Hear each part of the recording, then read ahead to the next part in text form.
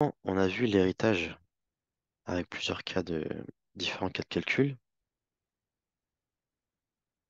Et donc, si vous vous rappelez, on avait dit que avant de procéder à l'héritage, il faut quand même euh, payer les frais de linceul, ensuite les dettes, honorer les dettes du défunt, et ensuite, éventuellement, il a fait un acte testamentaire, donc une wasiya, dans la limite du tiers des biens, on va appliquer cette wasiya. Je vous rappelle, n'est pas destinée aux héritiers. Et après ça, on procédera à l'héritage. C'est ce qu'on va voir maintenant, la wasiya. Donc elle, donc lors du décès, on prélève premièrement de la totalité du patrimoine les choses spécifiées, comme al-walad, que je vous rappelle, donc c'est une esclave, donc c'est une possession d'un maître. Donc ça peut faire partie de la wasiya. Donc les propriétés du maître, et l'affranchit à terme, puis le linceul et les frais d'obsèques, ce qu'on vient de dire à l'oral juste avant, que l'on prélèvera du défunt également, puis les dettes, puis la wasiya dans la limite du tiers des biens.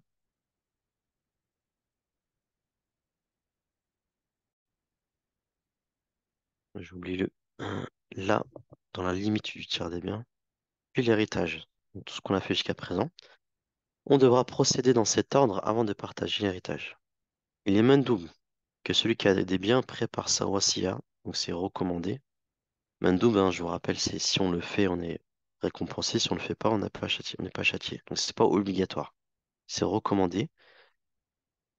Qui prépare sa wasiya si elle concerne une œuvre pie non obligatoire avec témoignage à l'appui. Elle consiste en un acte certifiant d'un droit dans le tiers des biens de son contractant effectif par sa mort et on annule donc ce qui le dépasse à moins que les héritiers le permettent. Donc il y a deux choses, savoir non, il y a même trois choses. Donc il y a un témoignage qui est à l'appui de la wasiya, peut-être justement témoigner qu'il a bien fait un legs pour ses non-héritiers.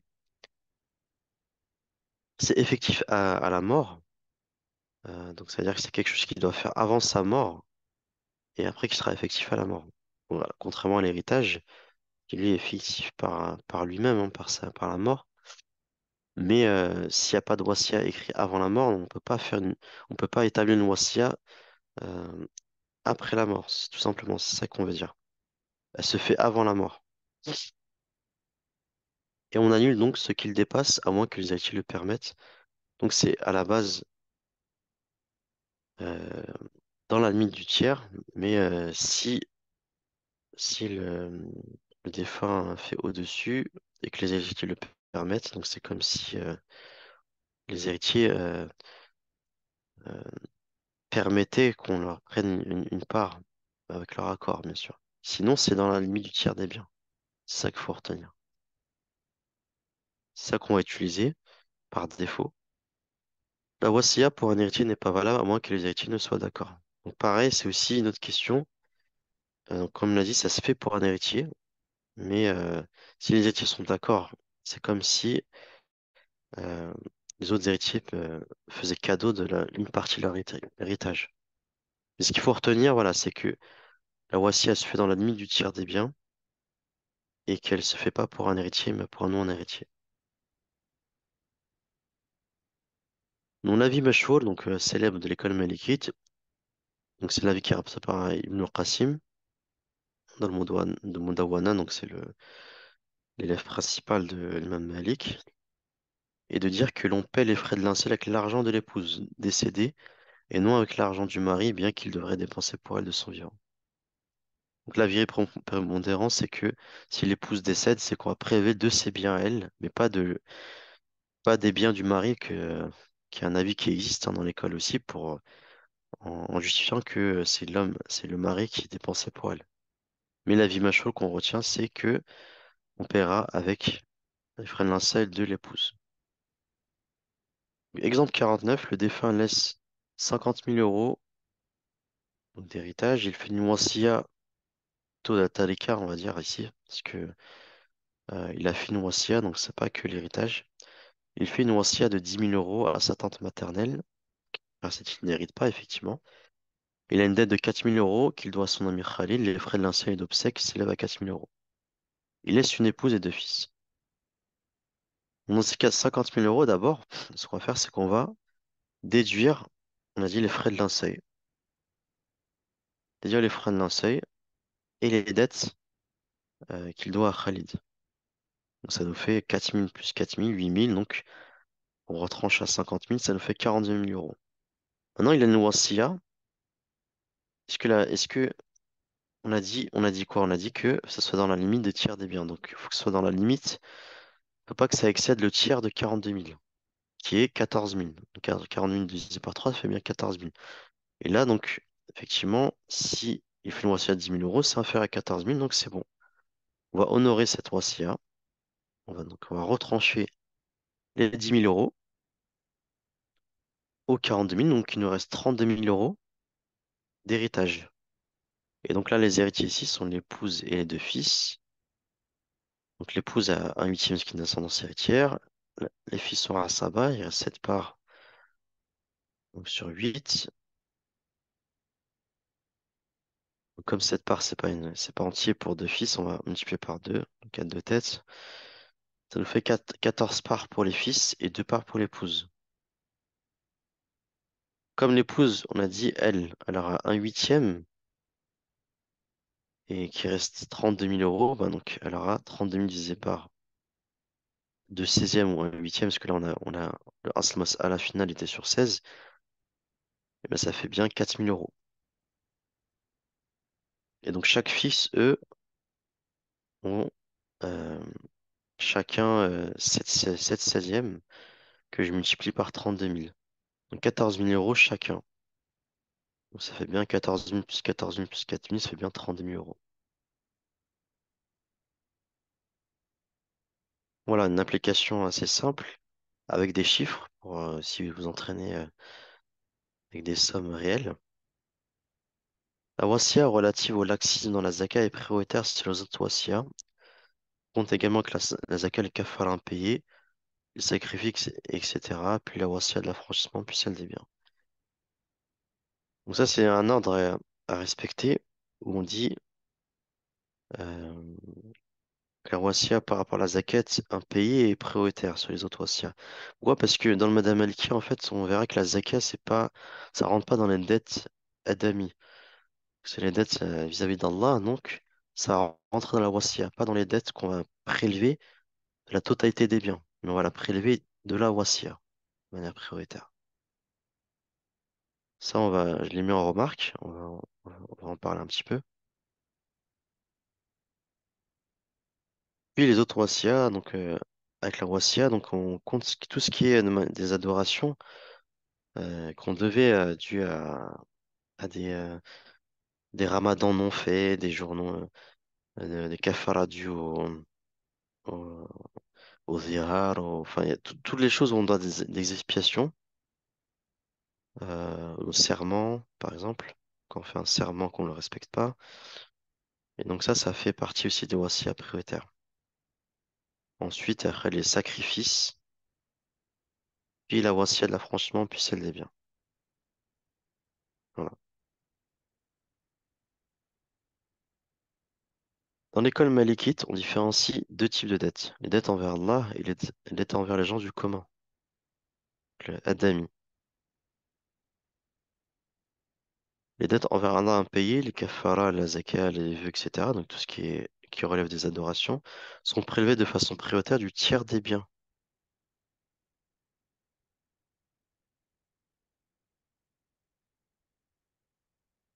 Donc on va les prélever du tiers des biens, donc de la wasiya, alors que les dettes adami, ça sera de la totalité des biens. Bien comprendre. Donc, même si la personne n'a pas fait de wasiya et qu'on sait qu'il a des kafaras, des zakats impayés, donc on va la prélever de manière prioritaire du tiers des biens. On ne va pas excéder le tiers, parce qu'on a dit que la wasiya, elle ne dépassera pas le tiers. Ça, on le retrouve chez Ibn Arafa, donc Mujtahid ibn al-Fatwa, Madhab Maliki, très connu. Et celui est rapporté par Dossouri, donc commentateur du Mukhtasar Khalil, de la Hashia justement de Dardir, du Mukhtasar Khalil. Si les dettes impayées sont supérieures au capital du défunt, les héritiers n'ont pas l'obligation de payer le surplus sur un acte de bienfaisance envers le défunt d'honorer ses dettes. Ça, on imagine le cas où, la personne laisse, si la personne justement a laissé 5 000 € d'héritage, mais finalement a 10 000 € de dettes impayées envers Foulane, envers quelqu'un. Donc déjà, les 5 000 premiers 5 000 €, on va les rendre à cette personne. Par contre, il reste encore 5 000. C'est-à-dire que euh, le défunt n'a plus rien pour payer les 5 000 restants. Ce qu'on dit là, c'est dans le Madame Maliki, ils n'ont pas ce devoir-là de payer pour lui. Ce sera un acte de bienfaisance, pourquoi? Pour le soulager Yawm al-Qiyamah, parce que euh, justement, le prophète sallallahu alayhi wa sallam nous avertit de plusieurs manières, c'est très, enfin, très très important justement de honorer ses dettes. Donc si on fait ça, c'est un acte de bienfaisance qu'on va pouvoir justement le soulager Yawm al-Qiyamah.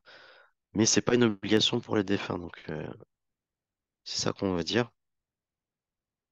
Mais donc, vaut mieux le faire pour que qu'on soit soulagé, enfin qu'on puisse être déjà récompensé et en même temps soulager justement cette personne-là.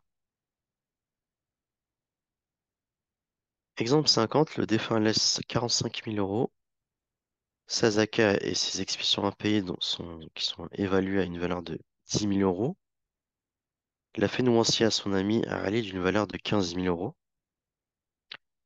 Bon, d'abord, là, ce qu'on dit, c'est que, on remarque, enfin, un peu plus haut, on avait dit qu'on priorise la zaka et les expiations, genre des adorations, par rapport au wassia quelconque.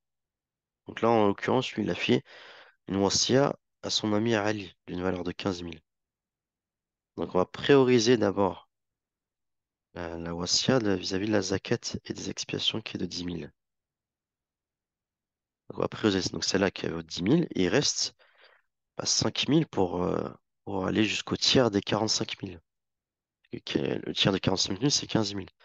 Donc dans les 5 000 restants, c'est ça qui va aller à Ali et non pas 10 000. Et non pas 15 000, pardon. Donc 10 000, dans les 15 000 € de Wassia, 10 000 ira pour les zakat et les expiations à payer et 5 000 ira pour Ali. Alors qu'initialement, il avait fait une Wassia de 15 000 pour Ali. Mais on ne pourra pas l'honorer complètement. Pourquoi? Parce que, comme je répète, les Wassia dus à la zakat et les expiations sont prioritaires.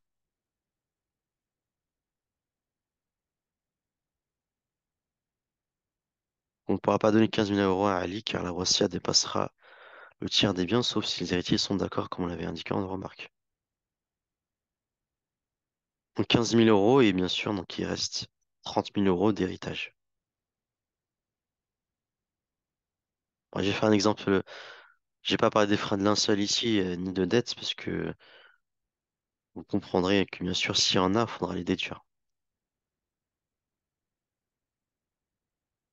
Si le tiers est suffisant pour honorer les wasiya non prioritaires, ces ayants droit procèdent à la muhassa, de même qu'on y procède lors du haoul.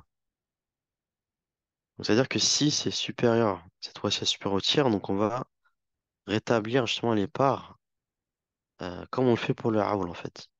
Parce que dans le haoul, la somme des parts dépasse le asl mas'ala. Donc là, on va faire un peu pareil. Donc les wasiya, on va faire en sorte qu'elles ne dépassent pas le tiers finalement, alors que initialement, le dépasse. Vous allez comprendre avec l'exemple. Exemple 51, le défunt laisse un capital de 36 000 €. Il fait une wasiya de la moitié de ses biens pour Khalid et du quart pour Ali. Donc là, on voit déjà que la moitié, c'est supérieur au tiers. Donc il y aura un souci. Donc qu'est-ce qu'on va faire? Donc on va procéder à la muhassa. D'abord, on va dire un demi pour Khalid et un quart pour Ali. Donc sur 4, donc Khalid il a deux parts. Et là, on parle de wasiya, hein, pas d'héritage ici. Et Khalid, une part. Et en fait, ce qu'on va faire, c'est que, comme on sait on va donner, la Wasiya ne peut pas dépasser le tiers, bah, dans ce cas-là, ces deux parts et c'est une part ne seront pas sur 4 mais sur 9. Pourquoi? Parce que la somme des parts, ici, ça fait 3. Et pour arriver à un tiers, il faut que 3 soit sur, pas sur 4 mais sur 9. Donc, finalement, je répète, hein. Donc là, imaginons, donc le capital, c'est sur 4. Ali, on lui dit qu'il a un quart du capital et Khalid, il a la moitié du capital. On a dit que c'est pas possible puisque là, on parle de Rossiya, donc ça sera dans la limite du tiers des biens. Et bah, comme pour la Raoul, ce qu'on va faire, c'est que 4 ça va se transformer en 9. Pourquoi? Parce que la somme des parts ici fait 3. Et comme on sait que 3 quarts, c'est supérieur à un tiers, nous, on va lui donner au maximum un tiers. Donc, un tiers, on sait que c'est 3 sur 9. Donc, là, ce masala, finalement, il va passer de 4 à 9. C'est-à-dire qu'on va donner pas, on va pas non, on va pas donner euh, la moitié des 36 000 à Khalid, mais on va lui donner 2 neuvièmes des 36 000. Et on va donner un neuvième des 36 000 à Ali. Ce qu'il va faire, donc si on calcule, donc 2 neuvièmes de 36 000, ça nous fait 8 000 euros. Et pour Ali, donc un neuvième de 36 000, ça fait 4 000 euros. Donc 8 000 plus 4 000, ça fait bien 12 000 euros, ce qui représente bien un tiers de 36 000 euros. Donc c'est comme le Haoul. La somme des parts, eh ben, c'est pas Asmas Allah, ça va être justement le tiers du Asmas Allah. Donc si la somme des parts fait 3, le Asmas Allah, il va passer à 9. Comme ça, on aura bien 3 sur 9 qui correspond à un tiers. Si j'avais pas la moitié, mais j'avais le tiers de ces biens pour Khalid et un quart pour Ali, on aurait mis un Asmas Allah sur 12. Parce qu'un tiers, un quart, on aurait eu Tabayoun. Donc on aurait donné 4 parts à Khalid et 3 parts à Ali. Ça aurait fait 7 sur 12. Donc 7 parts, euh, on sait que euh,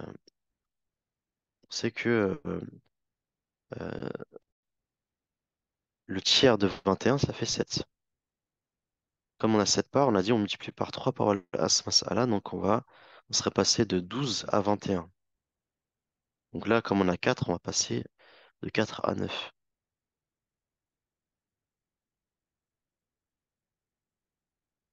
Voilà.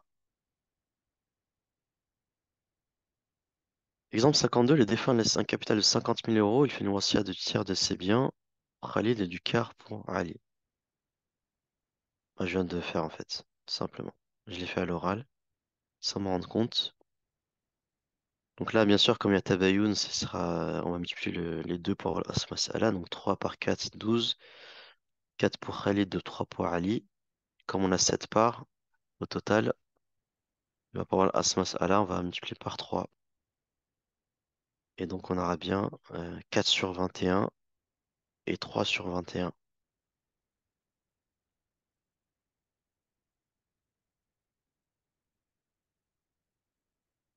Bien sûr, après, on multiplie par ça, par, par 50. 50 par 50 000 pour avoir les parts en euros. On honore la wasiya du Hajj, bien qu'elle soit réprouvée, car l'adoration n'accepte pas la procuration, la niyaba, comme la prière et le jeûne. Attendez,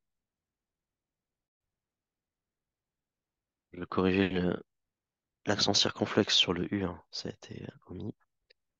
Donc ce qu'on dit, c'est que dans le madhab maliki, c'est une position qui est assez connue, que l'adoration n'accepte pas la procuration, qu'il n'y a pas de niyaba, on ne pourra pas faire une adoration pour quelqu'un d'autre, où il y a une intention en fait. Comme on pourra pas faire un hajj pour une autre personne, ni une umrah pour une autre personne.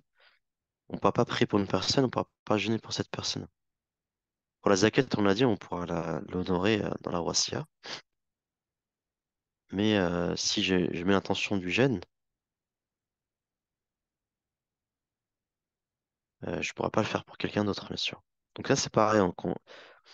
La wasiya ici, on va l'honorer pas pour remplir l'obligation du hajj pour cette personne, mais plus pour un acte de bienfaisance pour cette personne. Parce qu'on sait qu'elle n'est pas, elle est réprouvée, elle n'est pas acceptée à cause du fait qu'on ne peut pas mettre une intention pour une autre personne dans le madhab maliki.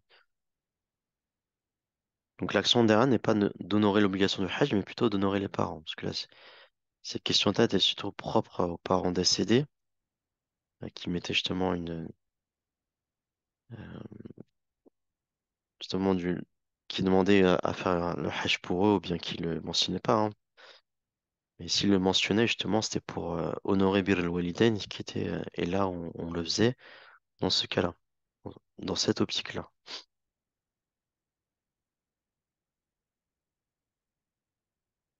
Là, au wasiya, faut retenir, donc, dans la mise du tiers des biens, elle n'est pas destinée aux héritiers. Dans la priorité, on va d'abord, avant la wasiya, prélever les frais de linceul, honorer les dettes. On a dit que les dettes adami, envers les gens, on prélève la totale du capital des biens, alors que les dettes vis-à-vis d'Allah, donc dues aux adorations, on va le prélever dans le tiers des biens, mais de manière prioritaire dans la wasiya. S'il se peut qu'une personne ait fait une wasiya pour quelqu'un d'autre, et là on revient aux exemples qu'on a cités. Ou si on a honoré du tiers des biens à une personne, une tante maternelle par exemple, mais que cette personne-là, le défunt a quand même plusieurs zakats impayés et par exemple des kafaras impayés, et ben dans ce cas-là, on va prélever d'abord ces dettes-là dans la limite du tiers des biens, et ce qui reste, on le donnera à la tante maternelle. Donc maintenant, les mawaniya, donc ce qui empêche d'hériter, ou ce qui empêche d'hériter est d'être esclave, parce que l'esclave, en fait, c'est la possession du maître. Donc lui, il n'a pas de bien. Donc euh, l'esclave est en quelque sorte la possession du maître. Donc c'est le bien du maître. Donc c'est pas, il sera pas en mesure d'hériter l'esclave. La différence de religion et l'homicide volontaire. Donc ça, ces deux, on va les voir. Donc la différence de religion, bien sûr, on avait dit dans le tout premier cours qu'il n'est pas possible pour un musulman d'hériter d'un kafir et d'un kafir d'hériter d'un musulman. Peu importe les avis minoritaires, extra-minoritaires qui circulent. Ça, vraiment, dans les quatre écoles, c'est pas le cas. Donc après, les contemporains qui ont cité justement l'avis qui autorise ça, quand on est en France, par exemple, pour ne pas le laisser à la gestion des non-musulmans, voilà, ça n'engage que. Et celui partiellement possédé comme le Mukatab n'hérite pas non plus. Pourquoi? Parce que Mukatab, lui, il est dans un contrat de libération avec son maître, mais il n'est pas complètement libéré. Donc, il faut être libre pour pouvoir hériter. Le musulman n'hérite pas du mécréant, ni le mécréant du musulman. Ça, on l'a dit. On hérite de la dia, donc le prix du sang. Le prix du sang, c'est quand justement une personne va verser le prix du sang. Pourquoi? Parce que il y a eu homicide involontaire. On a tué involontairement.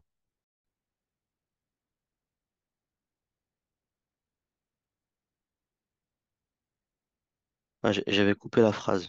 Désolé. Les esclaves qin, totalement possédés, et celui partiellement possédé comme le mukatab n'hérite pas. Ça revient à ce qu'on a dit avant. Qin, parce qu'il est totalement possédé, donc c'est un esclave. Donc il y a une condition de liberté pour pouvoir hériter. Et le mukatab, il est partiellement libéré parce qu'il est dans un contrat de, de libération, mais toujours en étant esclave. Donc par rapport à la dia, ce que j'ai dit, donc comme je dis, c'est le prix du sang, donc ce qui se verse lors d'un homicide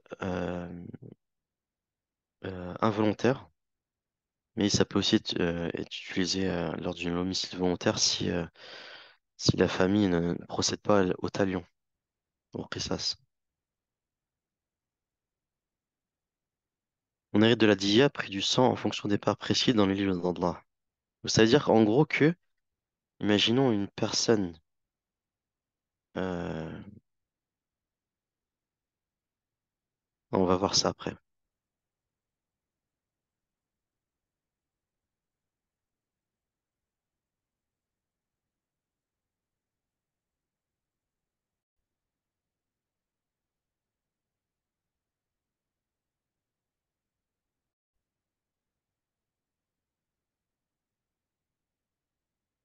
Celui qui tue volontairement n'hérite pas des biens de tuer, ni de sadia, ni de sadia afin d'éviter Saddan al-Dari'a. Donc ça, bien sûr, fait partie des Usul Malikiya qui est très connu. Justement, on va se prévenir d'une chose pour qu'un mal se répand. Donc on va couper, on va justement arrêter cette chose-là avant qu'un mal se répand. Et donc là, en l'occurrence ici, c'est que on pouvait s'imaginer que si la personne tuait, euh, si tuait une personne et elle héritait de cette personne en même temps, imagine si un frère hérite d'une autre personne, d'une sœur, et qui tue sa sœur pour avoir l'héritage, bah là, là, on serait en train de promouvoir un taux de criminalité énorme. Là, ça donne l'Indaria, donc c'est pas possible justement de, euh, d'hériter si on tue. Ce qui est normal. Et ni de Sadia, donc pas de prix du sang non plus. On va pas hériter du prix du sang pour la personne qui tue volontairement, euh, mais même involontairement. Pour la dia, c'est la personne qui a tué involontairement, elle va hériter seulement des biens, mais pas de la dia.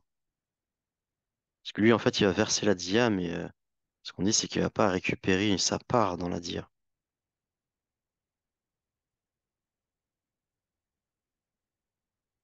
Car elle en est la cause. Aucun héritier n'est mahjoub par celui qui n'hérite pas.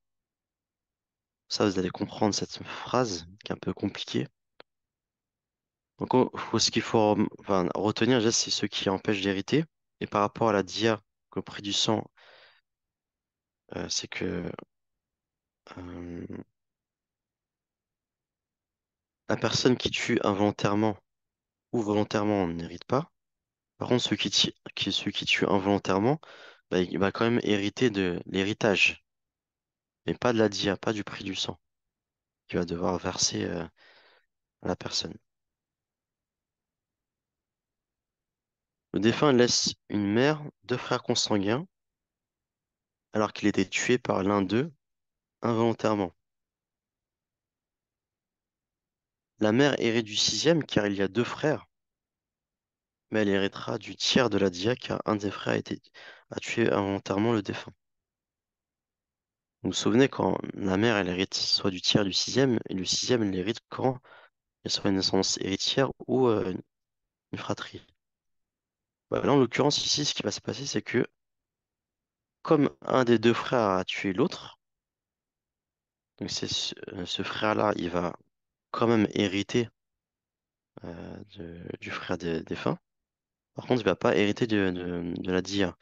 Et dans ce cas-là, la mère, elle va se retrouver qu'avec seulement un frère.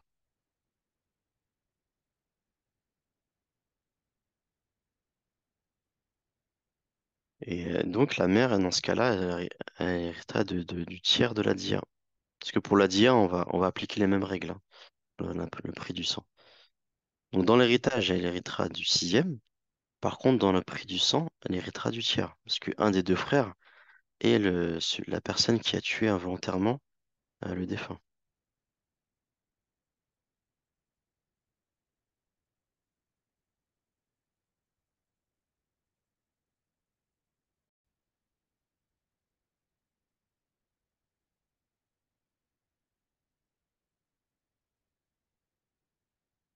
Pour la remarque en gras, hein, aucun héritier ne marche par ceux qui n'héritent pas, c'est de manière générale, hein. J'ai dit, on verra après, mais bien sûr, c'est pour dire que ceux qui n'héritent pas, l'héritier ne pourra pas être marjou par une personne qui n'hérite pas. Ouais. C'était... Par contre, on avait vu un cas où, par exemple, si on a un germain et un consanguin avec la mère, malgré que le consanguin n'hérite pas à cause du frère commun, et ben la mère, elle aura comme sa part qui baissera du tiers au sixième. Ensuite, le disparu et la grossesse. On octroie aux disparus dans un pays musulman hors période de famine ou d'épidémie, c'est-à-dire de toute maladie se propageant comme la coqueluche, un délai de 4 ans à partir du jour où on aura fini de le rechercher, selon le rajih, ou à partir du jour où son épouse en informera le juge. Donc ça, quelque chose qu'on voit aussi dans le chapitre du mariage-divorce, parce que on peut se retrouver dans des cas où la femme elle va avoir son mari enfin, absent, sans nouvelles, disparu, et se pose le problème de bah, qu'est-ce qu'elle va faire et qu'est-ce qu'elle va pouvoir se remarier ou pas. Bon, en fait, on va attribuer donc le statut du disparu, le mafroud, on dit en arabe. La personne, donc quand on va justement, euh, on va le chercher et on va octroyer donc un délai de 4 ans, ou bien le jour où l'épouse elle a informé le juge, le qadi. À partir de là, donc va s'étaler donc on va s'établir une durée de 4 ans, pardon. Et ensuite, elle observera une arida de décès. Comme si, là, on va dire, ah, mais en fait, cette personne-là est décédée. On va raisonner comme si la personne était décédée. Et dans ce cas-là, bien sûr, pour la femme, hein, elle va devoir observer une arida de décès qui est de 4 mois et 10 jours. Et après, elle pourra se remarier. Mais en fait, on va considérer qu'il est décédé. Mais pour l'héritage, on va pas procéder ainsi parce que on va dire qu'il va falloir hein, quand même avoir un zan, une présomption assez forte qu'il soit décédé. Et dans ce cas-là, on va dire que on va attendre une durée, on va attendre la durée l'équivalente à ce qu'il est 70 ou 80 ans. Donc deux avis dans l'école.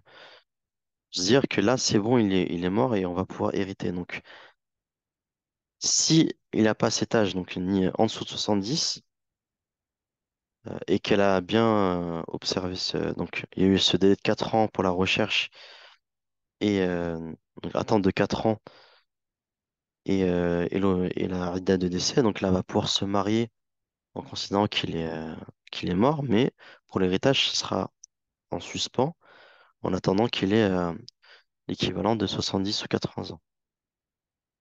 Et après, là, on va pouvoir hériter de cette personne, ce mari.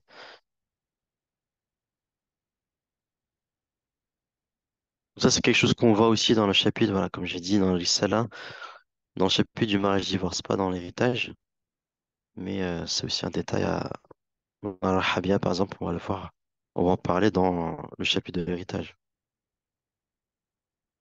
Il en est de même que pour la femme enceinte, le fœtus héritera et on héritera de lui.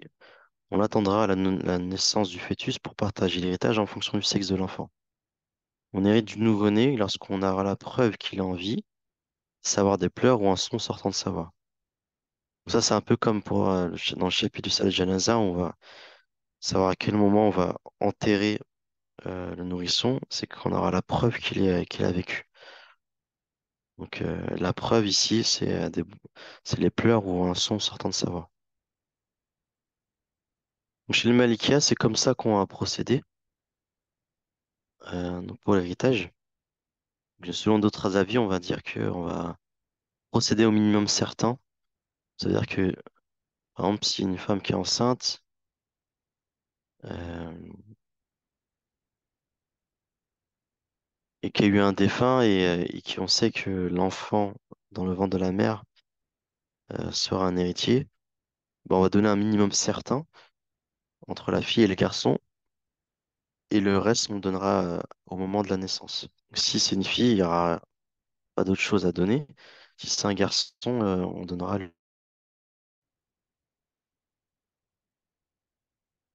Et pour Madame Miliki, on va juste attendre la naissance.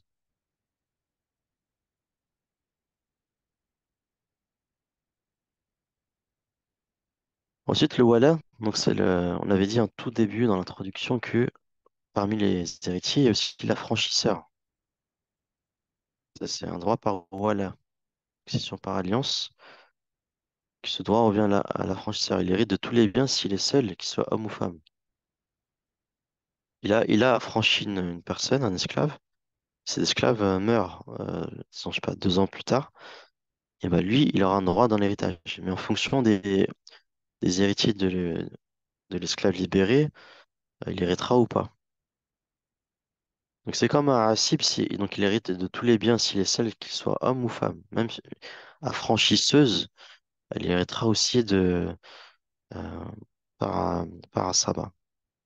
Il n'hérite pas si l'affranchi n'a asaba, comme le frère consanguin. Donc là, si il a une asaba, type frère consanguin, exemple, donc là, l'affranchisseur n'a pas d'héritage ici, parce que le frère, on va privilégier les liens de sang ici, car il hérite par filiation et elle est plus forte que le wala. Donc la filiation est supérieure à le wala.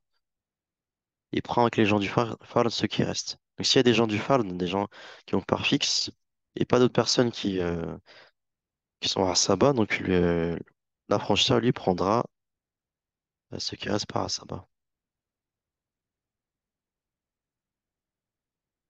Il a priorité sur les utérins, car il n'hérite pas, sauf les frères et sœurs utérines, qui ont une part, comme cela est évoqué auparavant.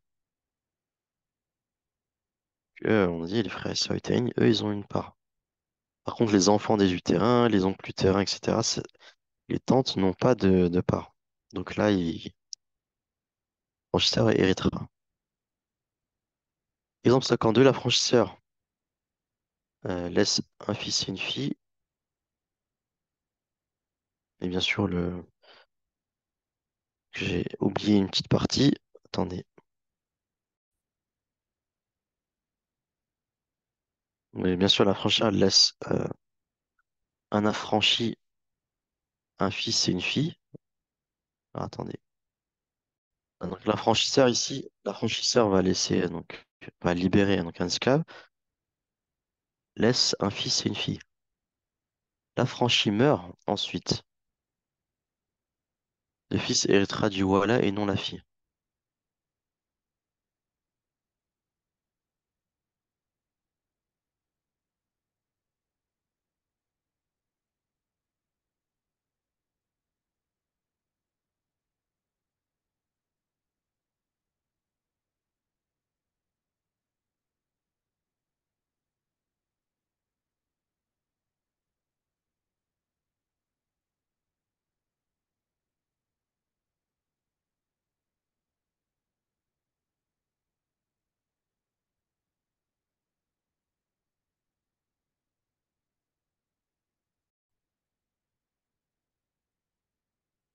Alors, je reformule la phrase parce il manque des choses dans l'exemple 52.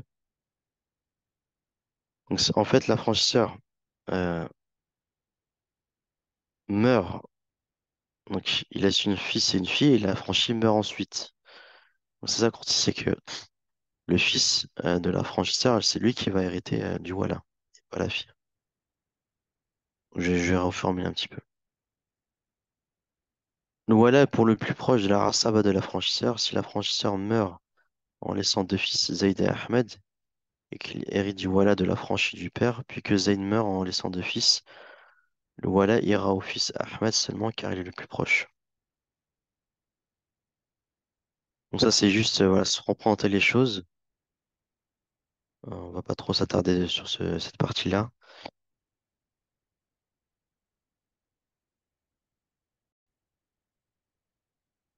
c'est juste une histoire de degré, hein, parce que comme Zayd meurt et qu'il laisse deux fils, bah, il y a quand même Ahmed qui est au même degré que Zayd, donc forcément, le Wala, il ira au fils Ahmed, il est le plus proche. Ça, si vous reprenez ça dans un petit arbre, vous allez voir tout de suite que c'est assez logique. Donc maintenant, on va passer au Rad et au Madhab Tanzil. Alors, jusqu'à maintenant, on a dit, vous vous souvenez, euh, dans le Madhab Maliki, quand il y a un reste et que les gens du phare ont pris leur part, le reste ira à Beit Mal. Ça, c'est l'avis mashhour de l'école. Par contre, les tardifs, et c'est l'avis des Ahnaf et des Hanbalites, on dit que les héritiers procéderont au Rad, donc on va leur reverser le restant proportionnellement leur part. Donc c'est comme le Raoul, dans le sens inverse. Et là, au lieu qu'on ait une diminution de part, on aura une augmentation des parts, ce qui est assez logique. Donc ça, c'est l'avis des tardifs, ça a été repris, mentionné par Al-Hattab dans le Mawahib al-Jalil, comme je l'ai mis en gras. C'était Ibn Yunus, hein, qui est un mujtahid de l'école, qui était, d'ailleurs, c'est un des quatre mujtahids euh, utilisés dans la fatwa par Khalil,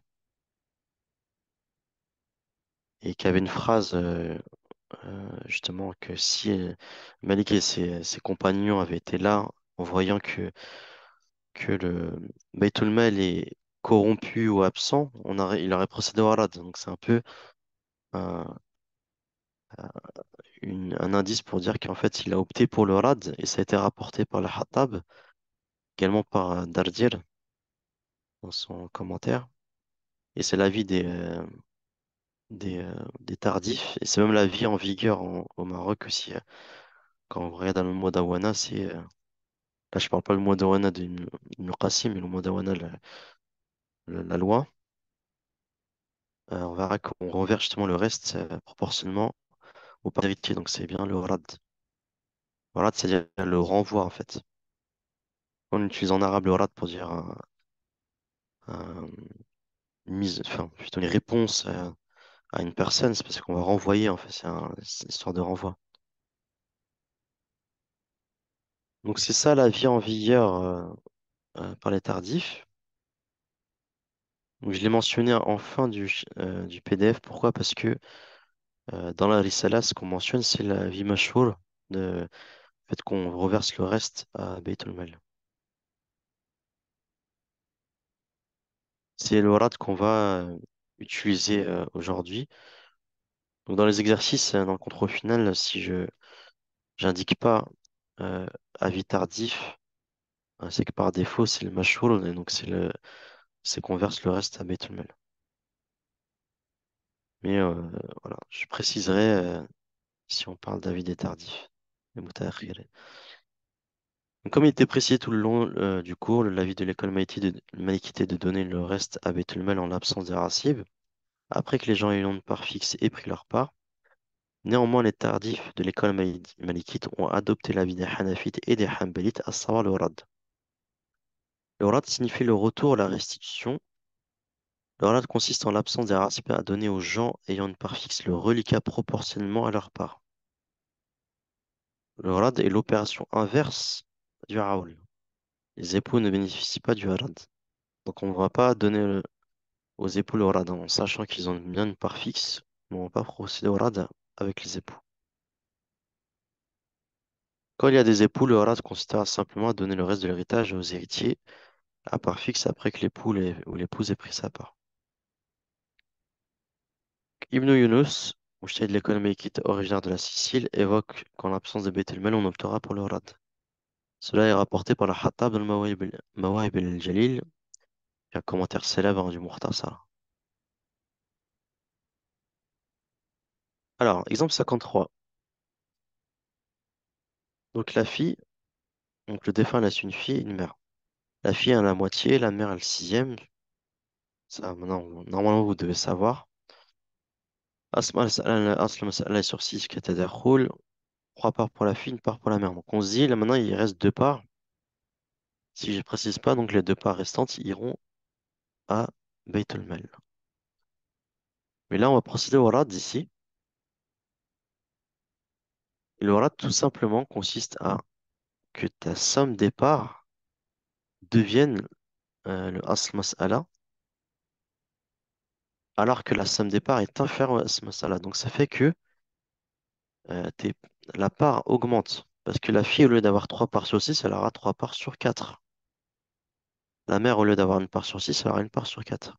Donc c'est comme le haoul, mais du fait que la somme départ est inférieure au asl mas'ala, ça fait que euh, on a une augmentation de départ, pas une diminution de départ.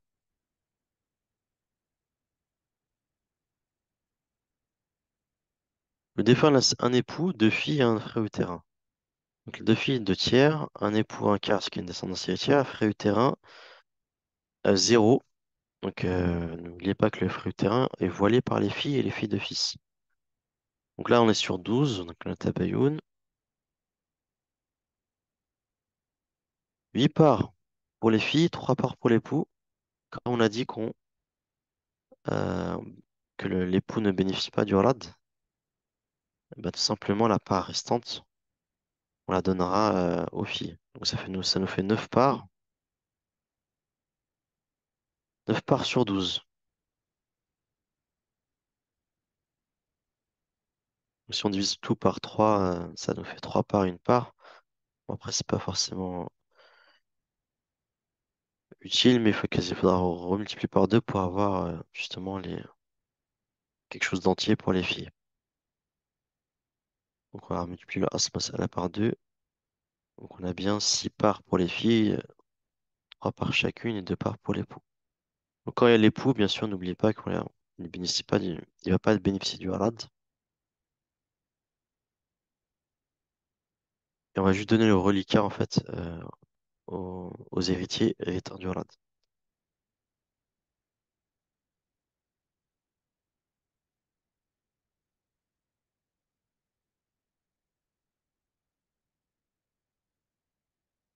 Maintenant, on a vu le cas où on n'a pas de gens de la Rasaba et qu'il y a un reste, donc on a dit on procède au rad. On reversera l'héritage restant proportionnellement aux parts des héritiers. Donc ça, c'est avec des personnes qui héritent de base. Maintenant, qu'est-ce qui va se passer avec des signes, des fins laisse des personnes non héritières? Comme, imaginons que le défunt laisse seulement une tante maternelle. On dit que la tante maternelle n'hérite pas, mais pareil, donc le madhab Tanzil, c'est quelque chose qui a été adopté par les tardifs de l'école malikite, qui est le fait que on va faire bénéficier de l'héritage aux utérin en les liant à la personne qui hérite de base. Donc ça, le Madame Tanzil, parce qu'on va faire en fait, on va descendre jusqu'à la personne qui hérite de manière habituelle. Donc les Awla Arham, c'est donc ça, les uterins, pas de part fixe ni de race, ne sont pas des racines. Les uterins où j'exclus bien sûr hein, les frères et la sœur utérine qui eux, ont une part fixe. Donc l'utérin n'a pas de part fixe. Il n'est pas Rasaba, donc ça fait partie des utérins. Le fils de la fille, la tante maternelle ou paternelle. Ils hériteront sur le madhab Tanzil, comme l'a rapporté l'imam Sawi dans donc sa Hashia de Aqrab al-Masalik, l'imam Dardil. Donc Aqrab al-Masalik, c'est un résumé du Mukhtasar Khalil. L'imam Dardil, il faut savoir, comme on l'a dit, il a commenté le Mukhtasar Khalil et il en a fait un résumé. Un peu comme Khalil, en fait, avec, vous savez que le Mukhtasar Khalil, c'est-à-dire que le livre le plus répandu aujourd'hui et qui sert pour la fatwa, c'est un résumé du Mukhtasar d'Ibn Hajib. En même temps, Khalil, Ibn Ishaq, a aussi commenté le Mukhtasar ibn Hajib, qui s'appelle At-Tawdih. Et il a fait son Mukhtasar à lui, qui s'appelle Mukhtasar Khalil, qui a été commenté par Dardil. Et Dardil, lui, il a fait un résumé de Khalil.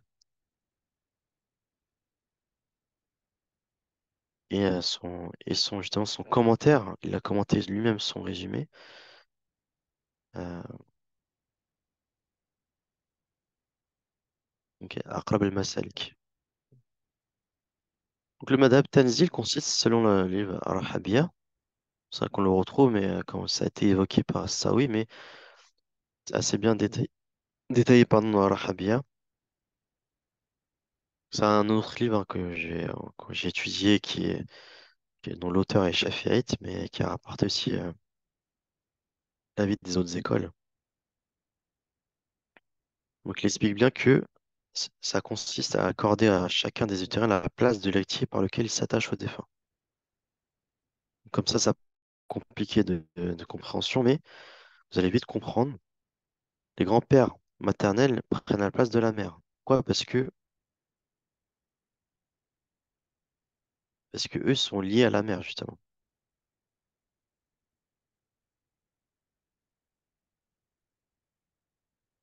Les grands-mères paternelles, comme la mère du père, prennent la place du père.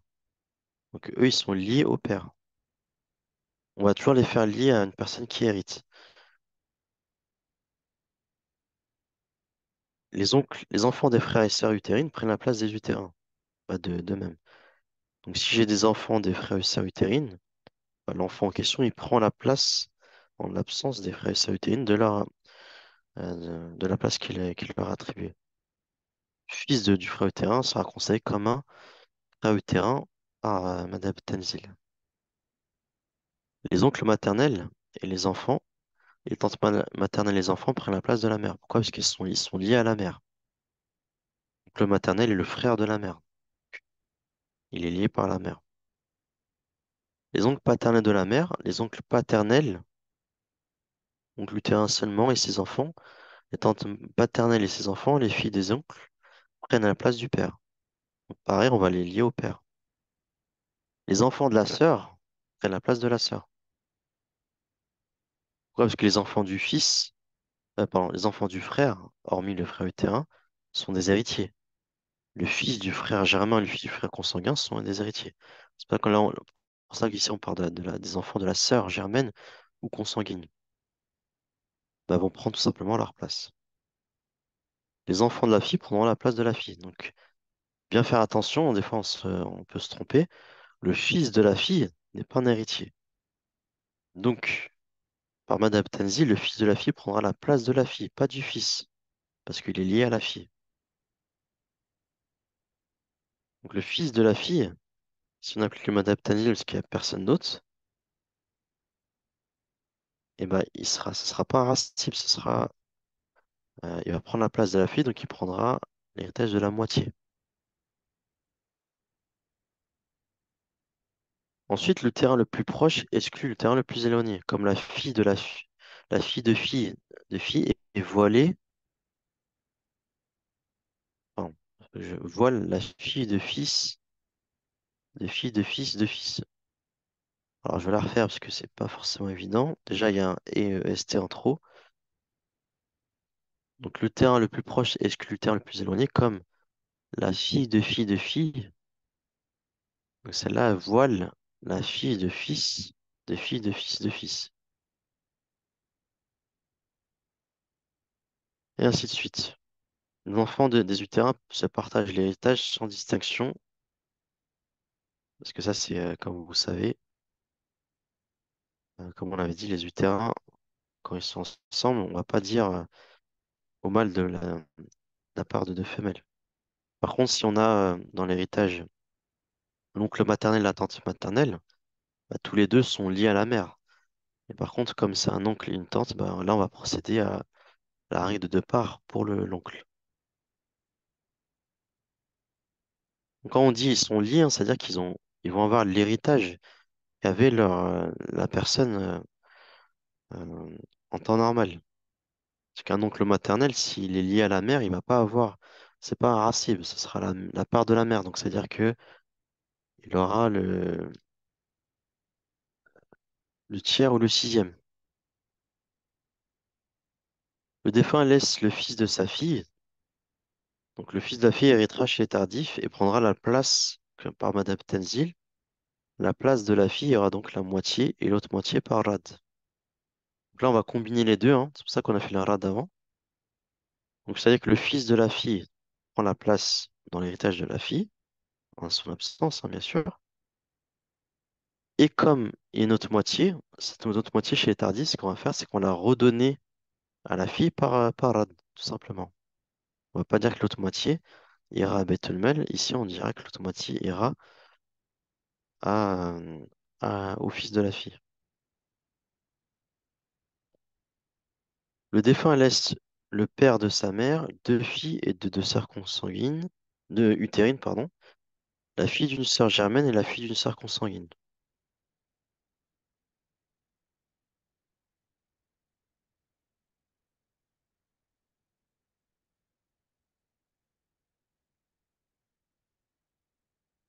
Le grand-père maternel, on a dit, lui, donc en absence de la mère, prendra sa place.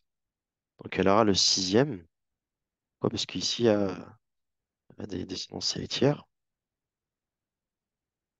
Les deux filles ont plutôt les sœurs utérines, même si c'est les filles de sœurs utérines, donc comme il y a plusieurs sœurs utérines, il y en a deux, donc le père de la mère aura le sixième, pas le tiers. Les deux filles de deux sœurs utérines donc, auront le tiers, puisque les sœurs utérines, quand elles sont plusieurs, elles se partagent le tiers. La fille d'une sœur germaine, donc cette sœur germaine, elle aura la moitié, puisque la sœur germaine a la moitié. Et la fille de la sœur consanguine elle aura le sixième. Pourquoi? Parce que sœur germaine, quand la sœur consanguine hérite avec la sœur germaine, elle aura le sixième pour compléter les deux tiers. Donc pareil, la fille de la sœur consanguine va récupérer le sixième. Là, on est sur un cas sur 6, simplement. Donc le père de la mère, une part. Deux parts pour les deux filles de deux sœurs utérines, donc une part chacune. Trois parts pour la germaine, la fille de la sœur germaine, et une part pour la fille de la sœur consanguine. Donc, quand on somme, on se retrouve à 7, donc on a un Raoul. Le Ras Masala, il passe de 6 à 7.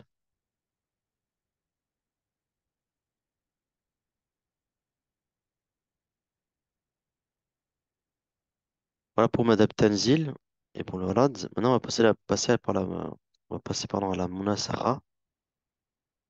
Donc, c'est un cas un peu plus complexe, mais en réalité, ça se produit assez souvent parce que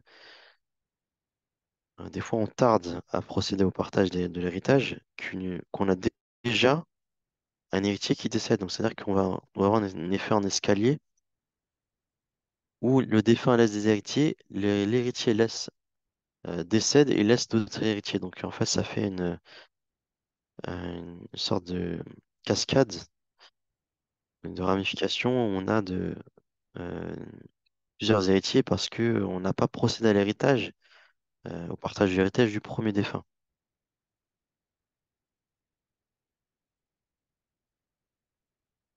Donc, premier cas, donc on va regarder. Le défunt laisse trois filles, un frère germain, deux sœurs germaines. Donc les trois filles, donc elles ont les deux tiers. Le frère germain et la sœur germaine et l'autre sœur germaine sont à Asaba. Ils ont le reste qui est une part. Donc j'ai pas mis deux sœurs germaines ici, j'ai bien spécifié une sœur germaine Asma et une sœur germaine Fatima. Pourquoi? Parce que il y en a une des deux qui va décéder. Qui va décéder. Donc du coup, elle va laisser elle aussi des héritiers.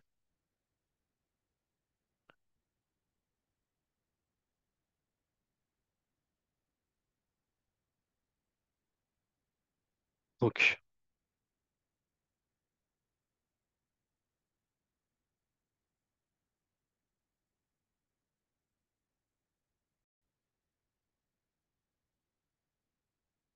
donc une part à partager entre le frère germain et la sœur germaine et l'autre sœur germaine, qui sera la défunte. Donc il y a 4 têtes. Donc on multiplie Asma par 4, donc on arrive à 12. 8 parts pour les trois filles, 2 parts pour le frère germain, une part pour la sœur germaine, une part pour Fatima. Et justement la deuxième défunte qui va donc laisser comme héritier euh, euh, sa sœur germaine. Et,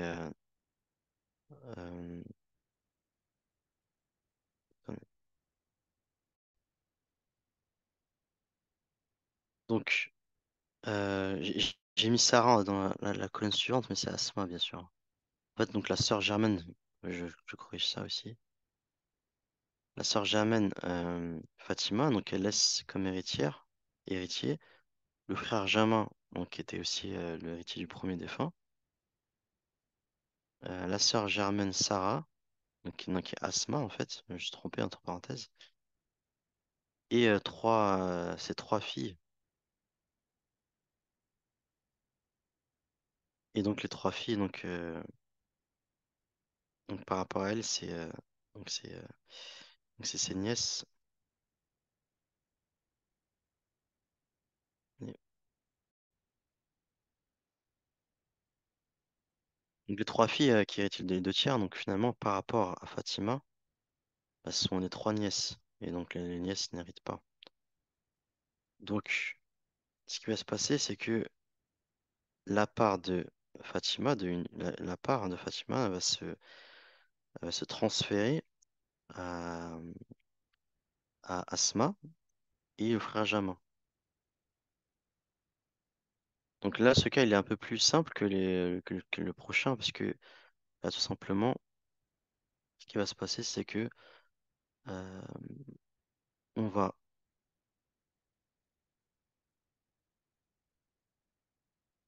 on va justement diviser cette part-là, euh, la, la, la part en question, euh, entre la germaine, donc entre Asma et le frère Jamin. Donc comme il y a trois têtes, donc on va justement multiplier le Asma Sala par 3. Et donc là, on va être sur 36. Donc les trois filles, donc elles auront 24. Benjamin, il aura 6 parts, mais il aura ces deux parts qui viennent de la part de Fatima. Et la sœur germaine Asma, elle aura ses 3 parts, plus la part qui vient de Fatima aussi. Ça fait qu'on a on a bien justement total de 36 parts, donc 24 plus 8, 32 plus 4, 36. Donc j'ai mis en rouge pour montrer qu'on a bien un transfert des parts en fait. Après, on peut tout rediviser par 4 pour simplifier, et pour avoir un total de 9 parts.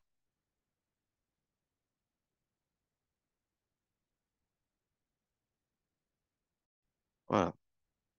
Donc on a réussi à diviser, à prendre en compte justement les parts dues au premier défunt et la sœur Fatima qui était héritière du premier défunt qui est décédée après, pour finalement faire une répartition des parts entre les héritiers. Donc voilà, faut juste, dans la Munasakha, faut aussi raisonner quand le deuxième ou la deuxième défunte euh, laisse des héritiers, savoir qui sont par rapport aux héritiers du premier défunt. Donc là, en l'occurrence, ici, vous voyez que les trois filles, finalement, c'est devient les trois nièces de la deuxième défunte. Donc, c'est que les nièces n'héritent pas.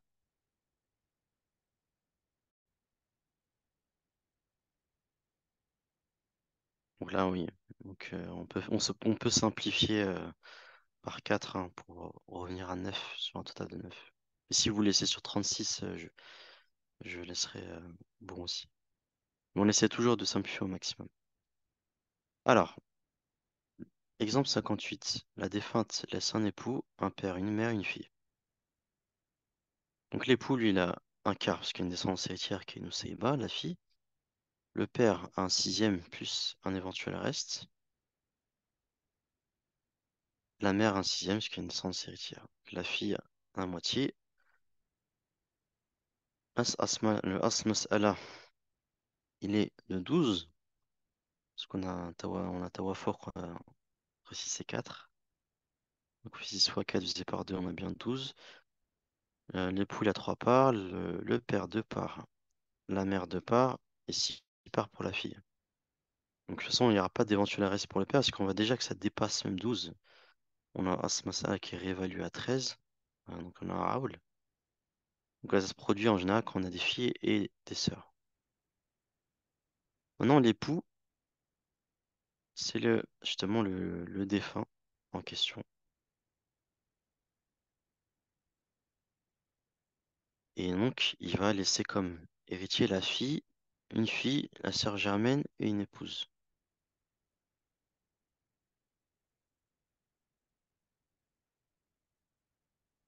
Donc là, il faut comprendre maintenant. Faut se poser un petit peu et se dire qui sont ces personnes par rapport la première défunte. Donc la fille de la défunte, c'est aussi la fille de l'époux. Donc ça reste, c'est Nusseïba qui était héritière de la défunte. Parce que la défunte, c'est finalement la femme de l'époux qui est lui-même le deuxième défunt. Donc cette Nusseïba, finalement, va être ici héritière de l'époux. La sœur Germaine Arasaba, donc elle n'est pas dans les héritiers de la première défunte, parce que là, c'est la sœur de l'époux, donc c'est la belle-sœur de, de l'épouse de la défunte. Donc ça fait une héritière supplémentaire. L'épouse, on pourrait se dire pourquoi est-ce qu'on a une défunte qui est décédée? Ben non, on se dira ici que l'époux en question, il avait deux femmes. Donc c'est une autre épouse. Donc finalement, cet époux-là qui décède va laisser la fille Nusseïba qui est déjà héritière de la défunte, une sœur germaine et une deuxième épouse. Donc là, ce qu'on va faire, c'est que,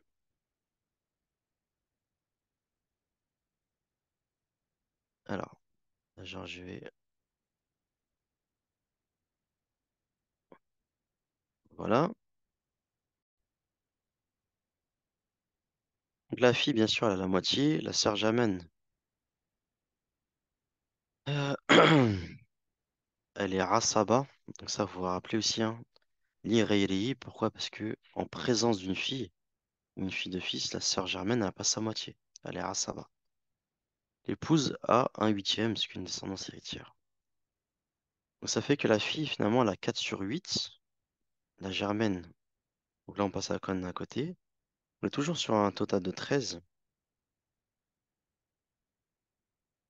Donc la sœur germaine a 3 sur 8 et l'épouse 1 sur 8. Ça, c'est pas par rapport à ce total, c'est par rapport à c'est juste leur part en fait, réévalué sur 8. Comme ça, on les a. En fait, on a Asmas. Alors, entre les héritiers pardon, de l'époux, donc du deuxième défunt. Donc là, qu'est-ce qu'on va faire maintenant?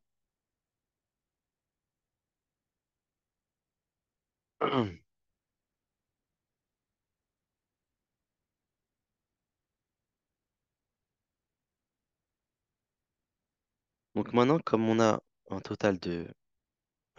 On est sur 8 pour les héritiers du deuxième défunt. Ce qu'on va faire, c'est on va tout multiplier par 8. Ah, c'est ça la méthode ici. Comme quand on faisait le tiers du restant, on avait un tiers, on va justement. Parce qu'en fait, finalement, ils ont 4 huitièmes des trois parts de l'époux. La sœur germaine, elle a 3 sur 8 des trois parts de l'époux. Et l'épouse, elle a un huitième des trois parts de l'époux. Donc, comme quand on faisait le tiers du restant avec le grand-père, on multiplie par 3, bah là, on va multiplier tout par 8. Donc, on va faire 13 fois 8 pour l'Asmasala qui est passé à 104.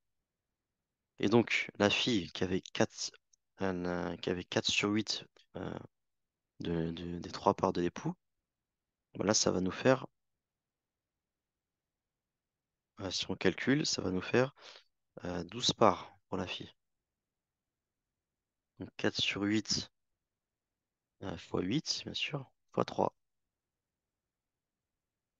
La sœur germaine, pareil. 3 sur 8 fois 8 fois 3. Donc ça nous fait 9 parts. L'épouse, ça nous fera 3 parts pour elle. Et les autres, on multiplie par 13. Par 8, pardon. Euh,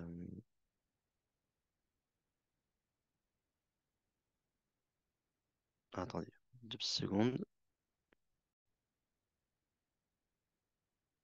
Donc la fille a, je répète, 12 parts, parce qu'on fait 4 sur 8 fois 8 fois 3.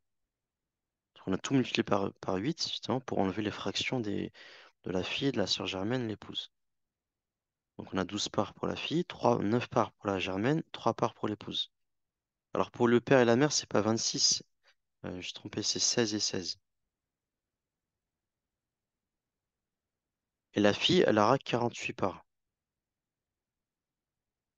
Et finalement, la fille, en fait, la fille qui a 12 parts en haut et en bas, c'est la même.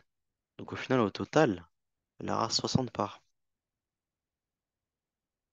En fait, elle va 48, c'est l'héritage de la défunte, et 12 parts, c'est l'héritage qui vient de l'époux.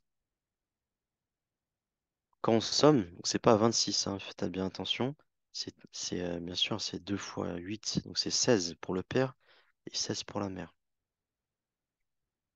Quand on somme, ça nous fait 12 plus 9, 21, plus 3, plus 24, donc plus 16 plus 16, 32. 32 plus 24, ça fait 56, plus 48, ça fait bien 104. Donc les 12 parts, bien sûr, tout en haut, euh, sont la même fille, viennent de la même fille qu'en bas. Donc au final, la fille en question, Moussaïba, elle aura 60 parts sur 104.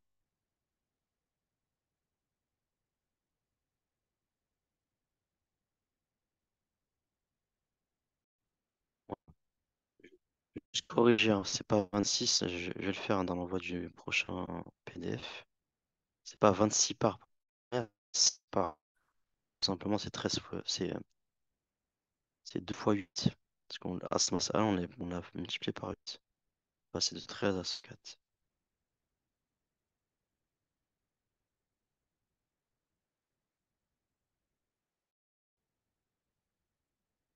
Parce que, donc, dernier exemple de Monasara, le défunt laisse une épouse, un fils, un deuxième fils, un troisième fils, Karim, et une fille, Zainab. Alors, donc l'épouse, elle a un huitième, puisqu'une naissance héritière, et donc les autres fils sont tous à Saba, bien sûr. Donc le cas, il est sur 8. Donc après, le fils Omar, lui, il va décéder.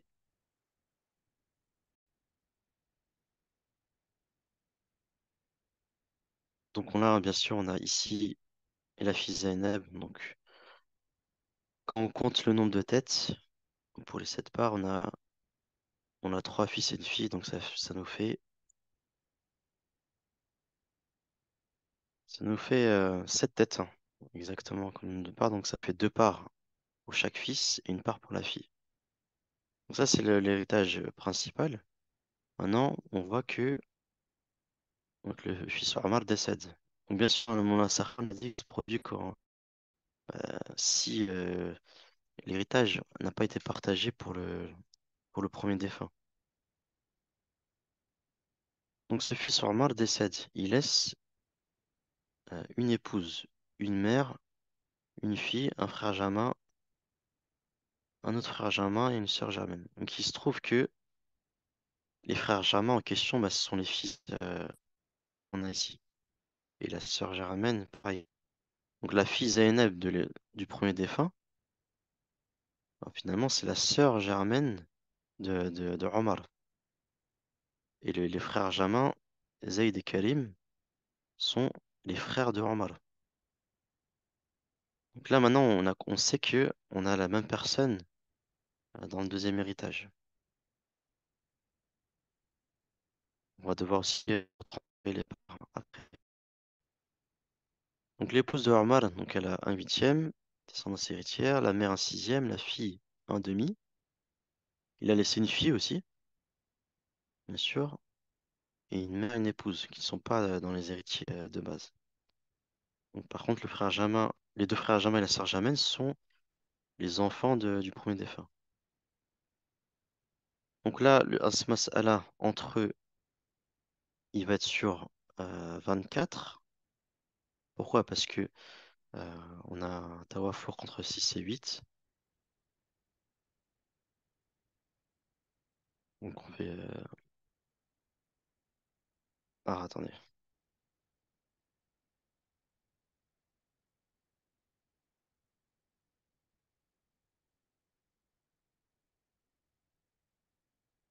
Ouais. Donc, sur 24, pardon. Donc l'épouse, 3 partenaires, 4 puis 12 parts. Ensuite, on a justement euh, les deux frères germains et la sœur germaine. Donc il nous reste 5 parts. Et en fait, 5 parts entre les deux germains et la sœur germaine, ça fait bien 2 parts chacun et une part pour la sœur germaine. Donc ça tombe pile. Parce qu'en fait, 19 sur 24 pour arriver à 24 sur 24, il reste 5 parts et finalement il y a 5 têtes entre les deux frères germains et la sœur germaine. Donc ça fait 2 parts chacun et une part pour la sœur germaine. Donc tout ça déjà, il faut se dire, on doit les répartir entre les deux parts, entre les deux parts du fils Omar.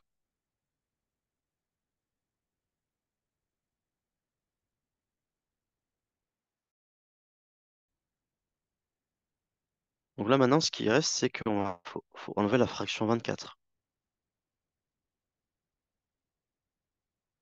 Par contre, entre 2 et 24, euh, bien sûr, il y a Tadakhoul. On n'a pas besoin de multiplier tout par 24 parce que pour arriver à 24, on peut multiplier, pardon. Comme on a deux parts, on peut multiplier par 12 seulement.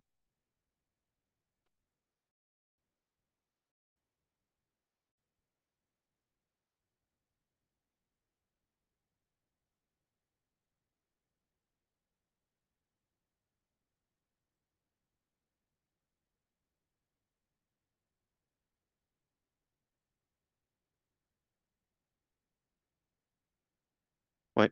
Et bien sûr, j'ai oublié de dire, faut se rappeler aussi que la mère de Omar, c'est ici, l'épouse du premier défunt. Donc la mère aussi, la mère de Omar va euh, être représentée par l'épouse lors du premier défunt et la mère lors du deuxième.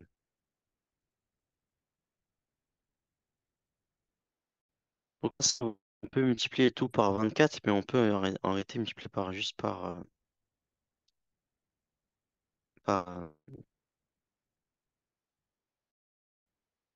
j'ai oublié, je vais dire.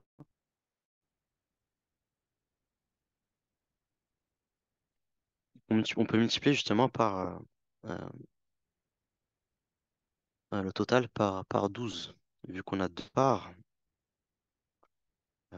du fils qui sont à répartir entre justement tous ces héritiers, entre l'épouse, la mère, la fille, les deux frères germains et la sœur germaine.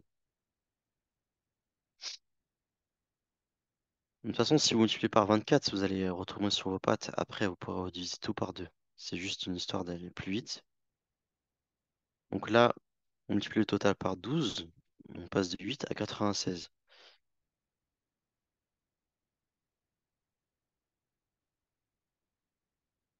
Donc,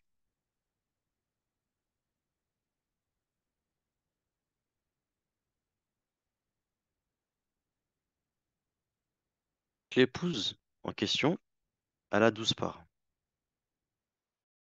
Une part à 12, deux parts. C'est l'épouse euh, du défunt. Maintenant, l'épouse de Omar, elle aura ce qui fait, si on fait 3 fois 12, voilà,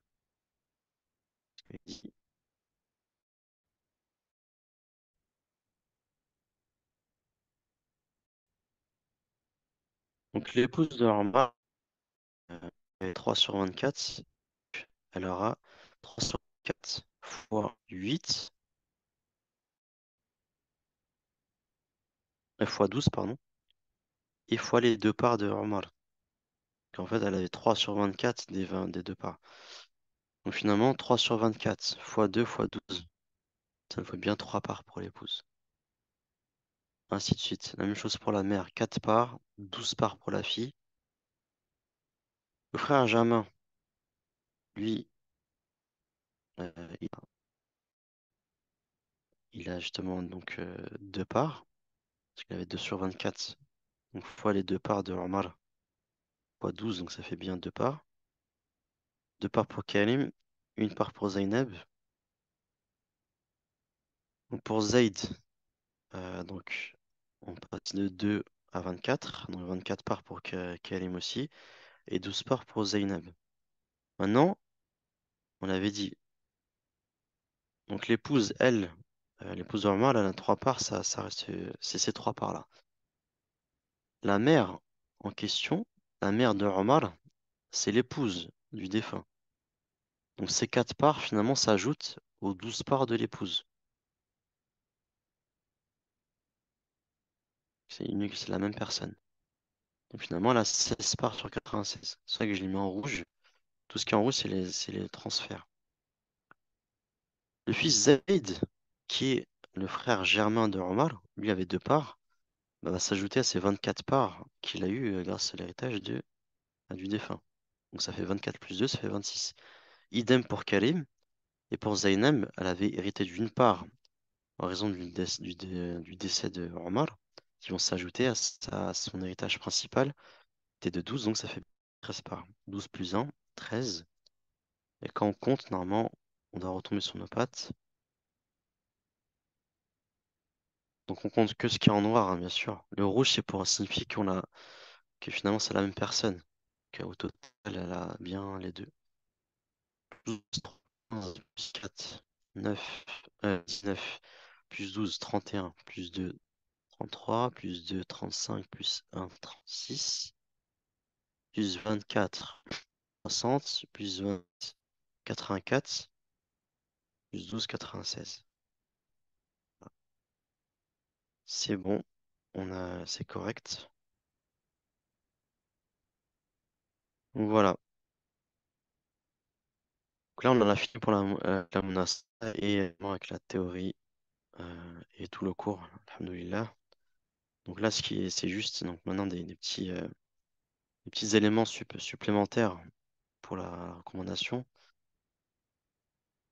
Donc déjà, quand on fait un mariage, si on le fait à la mairie, il faut opter pour un contrat c'est avec séparation des biens. Donc là, pareil, j'ai encore oublié un mot, séparation. L'ajouter maintenant.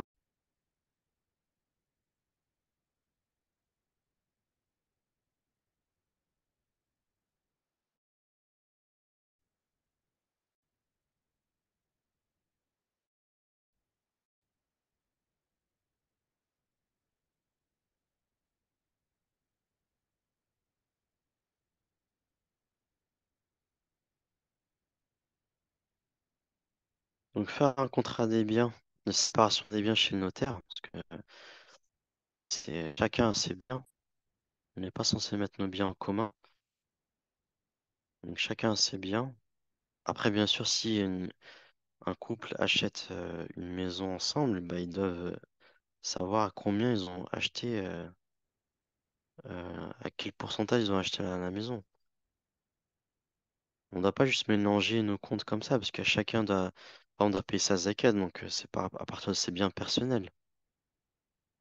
C'est pour ça que il faut faire un contrat de séparation des biens quand on fait un mariage à la mairie. Bien sûr, le mariage à la mairie ne suffit pas, il faut faire un mariage noir shara'i avec les deux témoins, euh, le tuteur de la femme, bien sûr une dot, une dot licite, qui le minimum est un quart de dinar, donc à peu près 60 euros minimum aujourd'hui, et une forme d'acceptation, de demande d'acceptation, la SIRA. Voilà, donc un contrat de séparation des biens, et justement pour qu'on comprenne que chacun sait bien. Pour les convertis, bah, ils pourront aussi justement s'arranger avec leurs parents pour bénéficier de biens durant leur vie, hein, donc pour éviter ce problème d'héritage, ou bien procéder à un testament dans, selon la loi française qui justement va spécifier qu'est-ce qu'ils pourront avoir comme en tant que testament, mais le mieux pour les convertis, c'est de s'arranger pour avoir des biens durant la vie des parents mécréants ou autres. Parce que recevoir des dons de sa famille créante, il n'y a aucun problème. Et le converti pourra aussi faire un testament si besoin, un kafir s'il a besoin, dans la limite du tiers des biens, parce que le testament n'est pas spécifique aux musulmans. Bien sûr, ne pas souscrire à l'assurance vie qu'elle est haram, qu'elle est licite.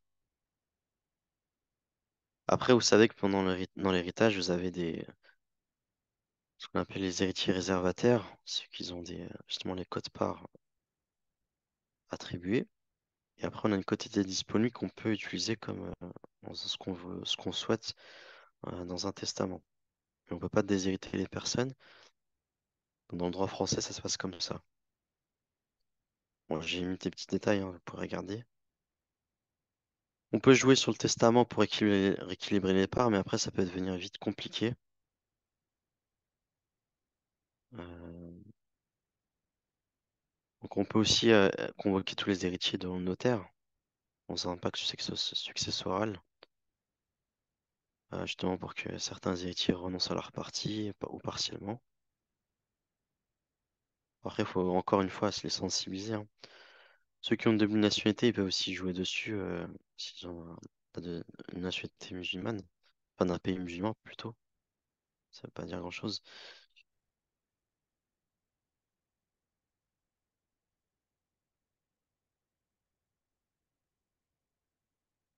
Ouais. Après, désigner un mandataire justement pour le transfert de l'argent pour les banques, ça c'est possible, hein. Mais la conclusion, je l'ai mis en gras, c'est que il faut juste se sensibiliser à cette science, tout simplement. Et après, quoi qu'on fasse, on pourra rétablir les parts. Si on connaît justement le droit en héritage, si on connaît le fiqh de l'héritage, on saura justement pouvoir rétablir les parts. C'est-à-dire on saura, on connaîtra les règles et on pourra sensibiliser justement la famille à ça.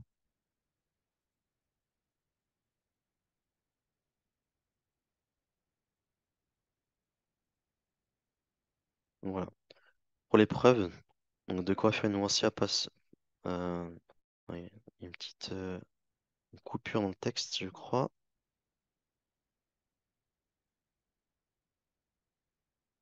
Alors, attendez, je vais juste reprendre.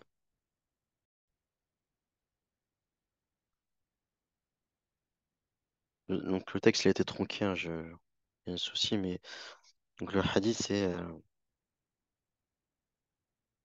rapporté par Abdullah ibn Omar. Relate que l'envoyé d'Allah sallallahu alayhi wa sallam a dit: il ne convient pas qu'un homme musulman ayant de quoi faire une wasiya passe de nuit sans que sa wasiya ne soit écrite chez lui.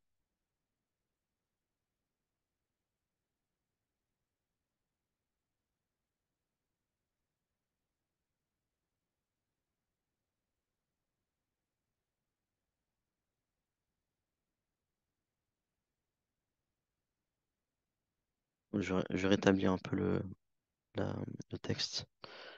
Dans le Muwatta, il est parvenu à Malik qui ont demandé à Ibn Omar qu'est-ce qu'une personne peut jeûner à la place d'une autre? Est-ce une personne peut prier à la place d'une autre? Il disait alors aucun ne jeûnera à la place d'un autre, aucun ne priera à la place d'un autre. Ça, c'était pour justement mentionner le fait qu'on ne pouvait pas procéder à la niyaba, donc faire une adoration à la place d'une autre personne. Ce qui empêche d'hériter, le prophète sallallahu alayhi wa sallam m'a dit, le musulman n'hérite pas du mécréant ni le mécréant du musulman.